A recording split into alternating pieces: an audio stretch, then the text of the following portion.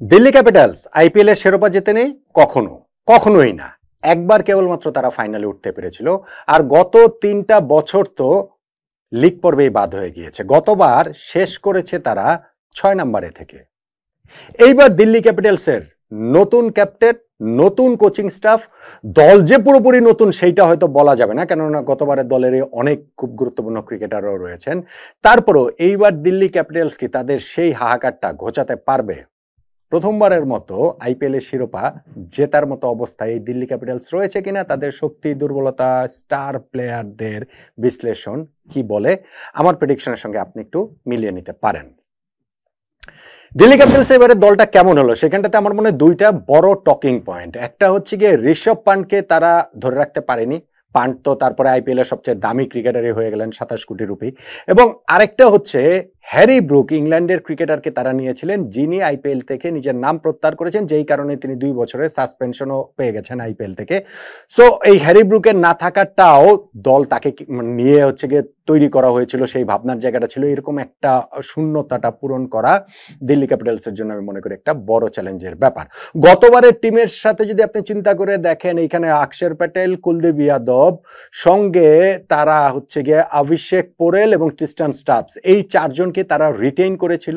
Buyback করে হচ্ছে গিয়ে জ্যাক ফ্রেজার ম্যাগারকে তারা আবার নিয়েছে, মুকেশ কুমারকে তারা নিয়েছে। ফলে গতবারের একটা কোর টিম আমরা বলতে পারি যে মোটামুটি বেশ কয়েকজনই কিন্তু এইখানটাতে রয়েছেন।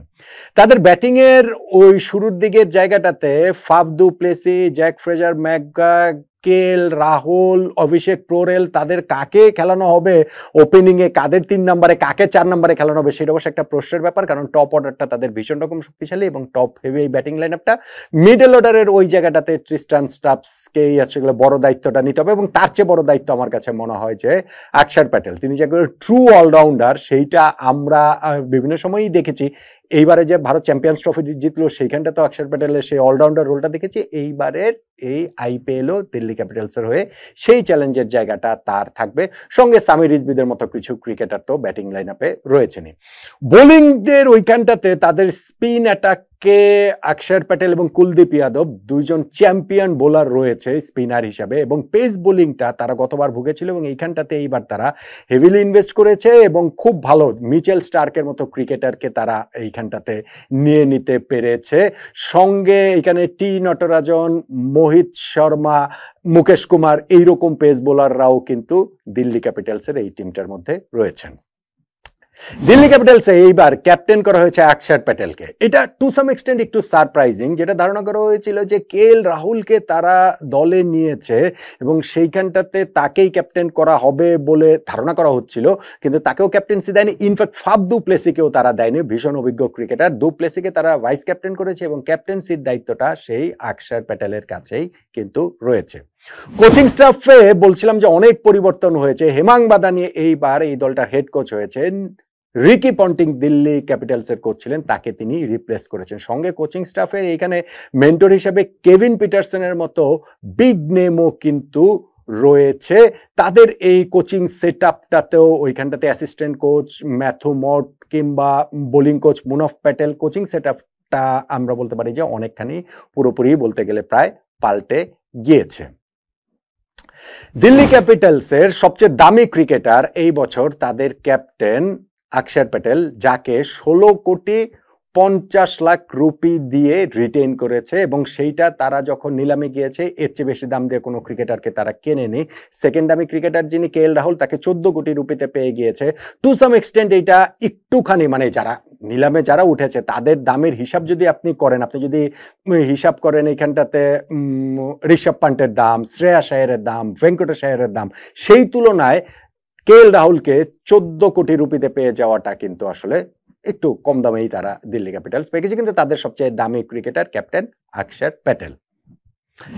এই দলটার শক্তি জায়গা বলতে গেলে আমার কাছে মনে হয় তাদের বোলিংটা। বোলিংটা তাদের ভীষণ রকম শক্তিশালী, সেইটা স্পিন বোলিংয়ে আকসার এবং কুলদীপ দুইজনে আমি বলছিলাম চ্যাম্পিয়ন বোলার, ইন্ডিয়ান মেইন টিমের বোলার, এবং তাদের কাছ থেকে ওই 8 ওভারের স্পিনটা একদম নিশ্চিত গ্যারান্টেড আপনি পাবেন, সার্ভিসটা বেশিরভাগ ম্যাচেই আপনি এইখানটাতে পাবেন। পেস বোলিংয়েও গতবার তারা যে ধুঁকছিল সেখানে বলছিলাম যে তারা ইনভেস্ট করেছে, এবং মিচেল স্টার্কের মতো একজন ক্রিকেটার রয়েছেন যিনি গত আইপিএল এর সবচেয়ে দামি ক্রিকেটার ছিলেন, কলকাতা নাইট রাইডার্সের হয়ে যদিও শুরুর দিকে প্রত্যাশাটা পূরণ করতে পারছিলেন না, কিন্তু নকআউট ফেজে গিয়ে ওই কোয়ালিফায়ার এবং ফাইনালে কি অসাধারণ বোলিং এই মিচেল স্টার্ক করেছেন। সঙ্গে আমি বলছিলাম যে টি নটরাজন, মুকেশ কুমার এবং হচ্ছে গিয়ে মোহিত শর্মা, যিনি আইপিএল এ নিজেকে ওই গত সিজনে আবার নতুন করে আবিষ্কার করেছেন সাম্প্রতিক সময়গুলোতে। সো তাদের এই পেস বোলিং লাইন আপটাও যথেষ্ট শক্তিশালী বলেই আমার কাছে এটা মনে হয়। তাদের এই শক্তির জায়গাটা, ব্যাটিং এর কথা বললে তাদের টপ অর্ডার ব্যাটিংটা খুব ভালো। আমি ঠিক জানি না যে সেখানে এখানটাতে কাকে আসলে ঠিক ওপেনার হিসাবে খেলাবে, কাকে এখানটাতে হচ্ছে গিয়ে 3 নাম্বার 4 নাম্বারের এই জায়গাটাতে খেলাবে, কিন্তু তাদের ওই ব্যাটিং অর্ডারের ওই জায়গাটাও আমার কাছে মনে হয় খুবই শক্তিশালী। দুর্বলতার কথা বলতে গেলে যে মিডল অর্ডার একটা শূন্যতা রয়েছে, এবং সেই সূত্র ধরে একটা প্ল্যানিং এর অভাব রয়েছে। খুব টপ হেভি এই ব্যাটিং লাইন আপটা হয়ে গিয়েছে। আমার কাছে ওইখানটাতে মনে হয় যে তাদের এই মিডল অর্ডারটা এক ধরনের একটা শূন্যতা রয়েছে। স্পিন বোলিং এ ব্যাকআপ অপশন আসলে নেই। স্পিনার হিসাবে যে আকসার এবং কুলদীপ দুজনের কেউ যদি ইনজুরিতে পড়েন, আমি অফ ফর্মের কথা বাদই দিলাম, কিন্তু ইনজুরিতে যদি কেউ পড়েন সেইটাকে আসলে ব্যাকআপ করার মতো যথেষ্ট ভালো অপশন এই দিল্লি ক্যাপিটালসের এই দলটার আসলে নেই। এবং আমার কাছে মনে হয় যে এই যেই দলটা তাদের হয়েছে ওই ব্যাটিং টপ অর্ডারটার উপরে যে তাদের অনেক বেশি নির্ভর করতে হবে, ওইটাও একটা দুর্বলতা। মানে আমি ওই যে মিডল অর্ডারের শূন্যতার কথা বিবেচনা করে আসলে বলছিলাম, হ্যারি ব্রুককে যে তারা আসলে রিপ্লেস করার তাদের উপায়ই ছিল না, এইটাও আসলে তাদের জন্য একটা বিরাট বড় সেটব্যাক। 3 জন ক্রিকেটারের কথা বললে আমি জ্যাক ফ্রেজার ম্যাকগ্রাথের কথা বলবো হচ্ছে গিয়ে শুরুতে। সহজেই অন্য কাউকে বেছে নেওয়া যায়, কিন্তু অস্ট্রেলিয়ার এই বিস্ফোরক যে ব্যাটসম্যান ওপেনার, তিনি গত সিজনে তার প্রতিভার কিছুটা ঝলক আসলে দেখিয়েছেন। সেই কিছুটাকে এবার পূর্ণতা দিবেন তিনি, দিল্লি ক্যাপিটাল সেই প্রত্যাশা নিশ্চিতভাবেই করবে। আমি দ্বিতীয়তে এইখানটাতে অভিষেক পোরেলকে রাখতে চাই। ঠিক নিশ্চিত নই তাকে আসলে টপ 3 জন্য তিনি খুব ভালো ব্যাটসম্যান। যদি তাকে 3 নম্বরের রেগুলার খেলানো হয় এই দলটাতে আসলে সেই সুযোগ তিনি পাবেন কিনা সেই কোয়েশ্চেন মার্কটা আছে। কিন্তু অভিষেক পোরেলকে যদি রেগুলার খেলানো হয় তাহলে তিনিও আসলে খুব ভালো পারফর্ম করতে পারেন বলে আমার কাছে মনে হয়।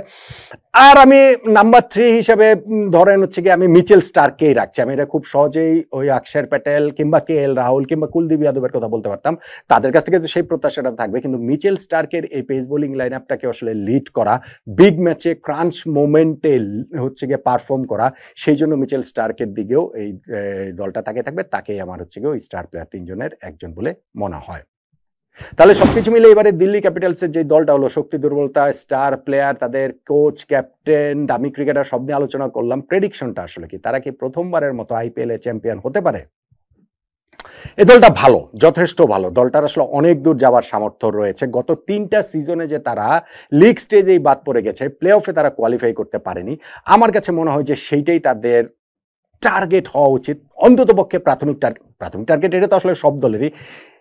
চ্যাম্পিয়ন ঠিক এই দলটা এবারও প্রথমবারের মতো হতে পারবে, আমার কাছে সেটা মনে হয় না। আমি তাদের ঠিক আসলে চ্যাম্পিয়ন মানে হওয়ার মতো দল বলে আমার কাছে, মানে আমি বলছি না যে তারা পারবে না, পারতেই পারে,